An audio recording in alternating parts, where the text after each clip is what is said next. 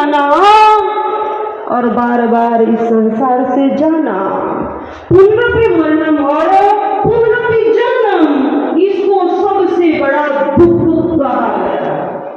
बार बार गर्भ की उस नरक रूप में आना और बार बार मृत्यु को प्राप्त हो जाना, ये भी सबसे बड़ा दुख है। और परमानंद की प्राप्ति, इसी दुख को, इस आवागमन के चक्र को हमें समाप्त करना, इसी हेतु हमें ये मानव शरीर मिला है, इसी हेतु मिला है।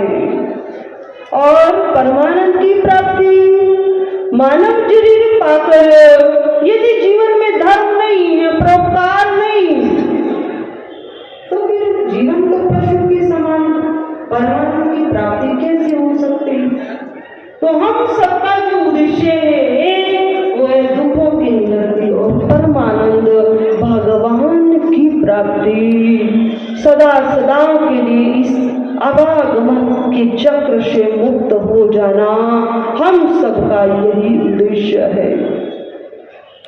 भगवद गीता जी पर एक सप्ताह से चर्चा चल रही, पूर्ण आहुति आज भगवान श्री कृष्ण ने अर्जुन को गीता जी का ज्ञान दिया। उस गीता जी के ज्ञान में कर्म योग, सांख्य योग, भक्ति योग सब कुछ बताया। पर बताने के पश्चात जो गीता जी का अंतिम अध्याय, कौन सा अध्याय? 18वां अध्याय, गीता जी का अंतिम अध्याय। उस अंतिम अध्याय में भगवान श्री कृष्ण ने गीता अर्जुन को संपूर्ण गीता का ज्ञान देते हुए, समस्त वार्तालाप हम किसी से करें, किसी को ज्ञान दें और वह सुन रहा है। अब सुनने के पश्चात हम अंतिम में कहें कि भैया बस तुम इतना कर जाओ, बस तुम्हारा कल्याण हो जाए, बस तुम इतना कर जाओ, तो वो हमारे हृदय की बात होगी, वो हमारे हृदय का प्रेम होगा उस व्यक्ति के प्रति, जीव के प्रति। तो भगवान ने गीता जी की आज पूर्ण होती है, तो 18वें अध्याय की जो भगवान ने अपने हृदय की पूर्णता से बात कही, जो अर्जुन से कही, हे अर्जुन तू बस मेरी शरण में आ जा। संपूर्ण प्रकार की भक्ति, सांख्य योग, ज्ञान योग सब कुछ बताकर भगवान ने अपने हृदय की बात अर्जुन से कही है। गीता जी में सर्वगुह्यतम पद केवल एक बार आया है, वो 18वें अध्याय में है। सर्वगुह्यतम पद अर्थात गोपनीय से भी अति गोपनीय, जिसमें भक्ति नहीं है उसको ये ज्ञान नहीं देना चाहिए। इतना गोपनीय ज्ञान, इतना गूढ़ रहस्य भगवान ने अपने श्री मुख से अर्जुन को कह दिया। हे अर्जुन, सर्वगुह्यतम ज्ञान देते हुए अर्जुन से कहा, हे अर्जुन तू संपूर्ण धर्मों का त्याग मुझ में करके मुझ परमेश्वर सर्वाधार की शरण में आ जा। सर्वधर्मान परित्यज्य मामेकं शरणं व्रज। बस संपूर्ण कर्तव्यों का, अर्थात जो तू कर्म कर रहा है उसका त्याग मुझ में कर, वो मुझको अर्पण करते हुए चल, मुझे ही प्रणाम कर। यदि ऐसा करेगा तो मेरी ही शरण को तू प्राप्त होगा। कहते हैं भगवान इससे आगे,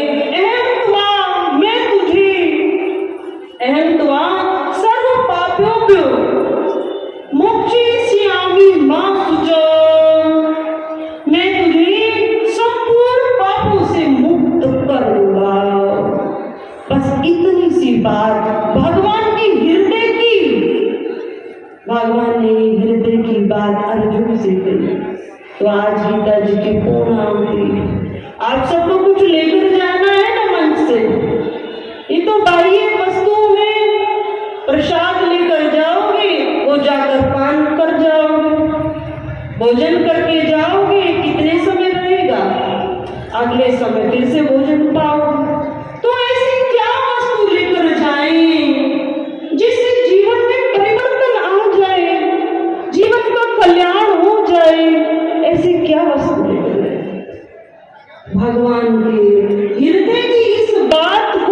लेकर जाएं। केवल भगवान ने जो अपने सिर मुख से कही है, इस बात को हम धारण करके जाएं तो जीवन में परिवर्तन अवश्य होगा।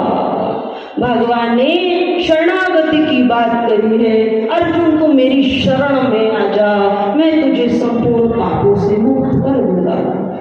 तो हमने शरणागति को क्या माना है? विचार करें, हमने शरणागति को क्या माना है? कि घर बार छोड़कर आश्रम में जाकर बैठ जाए, घर बार का त्याग कर किसी मंदिर में जाकर भगवान के समीप बैठ जाना शरणागति, भगवान के शरण हो जाएंगे। यही तो हम सबके प्रति धारणा है ना कि महाराज इस ग्रस्त जीवन में भजन नहीं होता। भजन तो आप ही लोग कर सकते हो क्योंकि आपने गृह त्याग किया, परंतु ऐसा नहीं। भजन हम जिस सिचुएशन में हैं, घर में हैं, परिवार में हैं, समाज में हम रहते हैं, हम भजन कर सकते हैं। भजन के एक साधन नहीं, बहुत सारे साधन, उसमें से किसी एक साधन को हम अपनाकर इस भव सागर रूपी संसार से पार हो सकते हैं। तो शरणागति क्या? अपने कर्तव्य कर्म को करते हुए भगवान को समर्पित हो जाना, इसी को वास्तविक शरणागति कहा। एक भाई, उसके देखिए हम कितने नाते, उसके कितने उन नातों के अनुसार कर्तव्य है। भाई एक किसी का चाचा लगता है, किसी को पापा लगता है, किसी के ताऊजी लगते हैं, किसी के मामा जी लगते हैं, किसी के नाना जी लगते हैं, और अन्य जितने रिलेशन हैं हमारे हरियाणा में सब में अंकल कहा जाता है। अन्य जितने हैं सबके अंकल लगते हैं। तो व्यक्ति एक, रिश्ते अनेक, परंतु उन सब रिश्तों का जो कर्तव्य में जो भाई है, उन सब रिश्तों का निर्वाह करते हुए भगवान को समर्पित हो जाना, भगवान का भजन करना, अशुभ काम नहीं करना, परोपकार जीवन में करना, इसी को वास्तविक शरणागति कहा गया। तो हम शरणागति को समझे और इस मंच से यदि हम कुछ लेकर जाएं तो वो केवल यही है, भगवान के हृदय की बात, संतों के हृदय की बात को हम लेकर जाएं और अपना निरीक्षण स्वयं करते रहें, क्योंकि चलना हमें पड़ेगा। संत जन, महापुरुष जन हमें दिशा दिखा सकते हैं, मार्ग दे सकते हैं, पर उसका अनुसरण हमें करना पड़ेगा। तो इस प्रकार हम जितना प्रवचन हुआ है संपूर्ण महात्माओं का, वो सब हमने सुना, उस पर हम मनन करें, विचार करें और उसको जीवन में लाएं। इसी के साथ 2 मिनट का एक भजन गुनगुनाएं। आप सब भी उसमें सहयोग करिएगा। सत्संग की गंगा में जो नित्य नहाते हैं, जो नित्य नहाते हैं, पापी से पापी भी पावन बन जाते हैं, पापी से पापी भी पावन बन जाते हैं।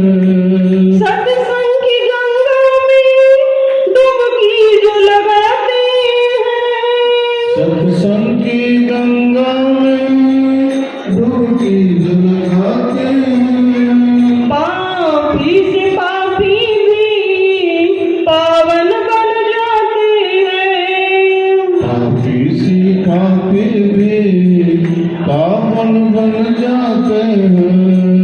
इस तीरथ से बढ़कर कोई तीरथ धाम नहीं, जीवन जीवन पर कोई तीरथ धाम नहीं, इस तीरथ से बढ़कर कोई तीरथ धाम नहीं, ये तीरथ से बढ़कर कोई तीर्थ धाम नहीं, कोई तीर्थ धाम नहीं, तीर्थ धाम नहीं। ये वेद बताते हैं, सतग्रंथ बताते हैं। वेद बताते हैं, सत्संग बताते हैं। ये वेद बताते हैं, सतग्रंथ बताते हैं। वेद बताते हैं, सत्संग बताते हैं। पापी से पापी भी पावन बन जाते हैं। पापी से पापी भी पावन बन जाते हैं। सत्संग की गंगा में जो नित्य नहाते हैं। सत्संग की गंगा में जो नित्य नहाते हैं। पापी से पापी भी पावन बन जाते हैं। पापी से पापी भी पावन बन जाते हैं। पापी से पापी भी पावन बन जाते हैं। पापी से पापी संतों और ऋषियों ने ये बात बताई है।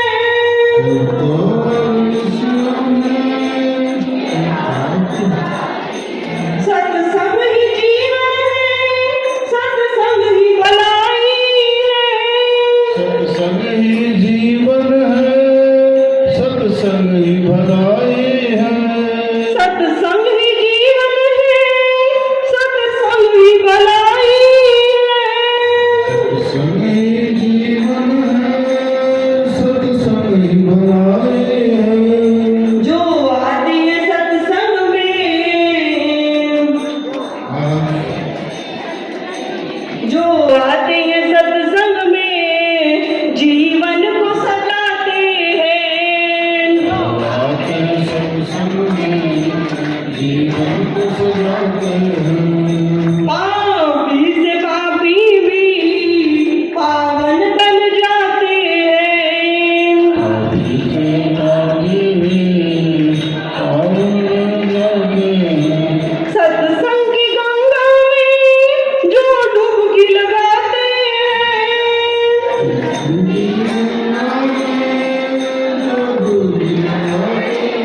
पापी से पापी भी पावन बन जाते हैं।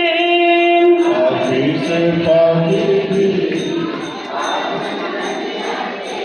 पापी से पापी भी पावन बन जाते हैं।